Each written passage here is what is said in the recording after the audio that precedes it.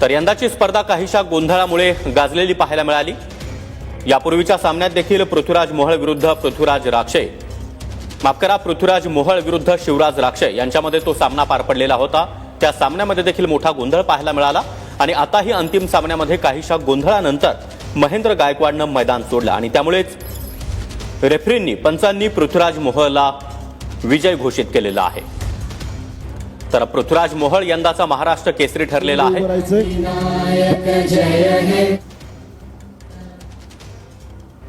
तर पृथ्वीराज मोहोळ यंदाचा महाराष्ट्र केसरी ठरलेला आहे। अंतिम सामन्यामध्ये महेंद्र गायकवाडनं मैदान सोडलं।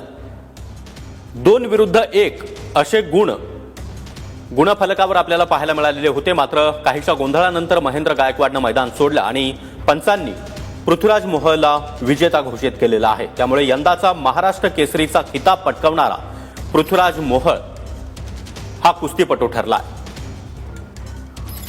तर पृथ्वीराज मोहोळ यंदाचा महाराष्ट्र केसरी ठरलेला आहे।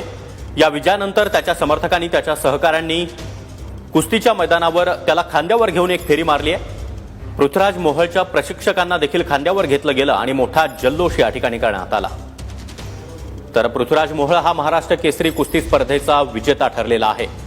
अंतिम सामन्यामधील थरार संपूर्ण महाराष्ट्रानं अनुभवला। महाराष्ट्र केसरी 2025 चे मानकरी ठरलेले पैलवान पृथ्वीराज मोहोळ मनपूर्वक अभिनंदन। आमदार संग्राम भैया जगताप यांच्या वतीने पृथ्वीराज मोहोळ महाराष्ट्र केसरी 2025।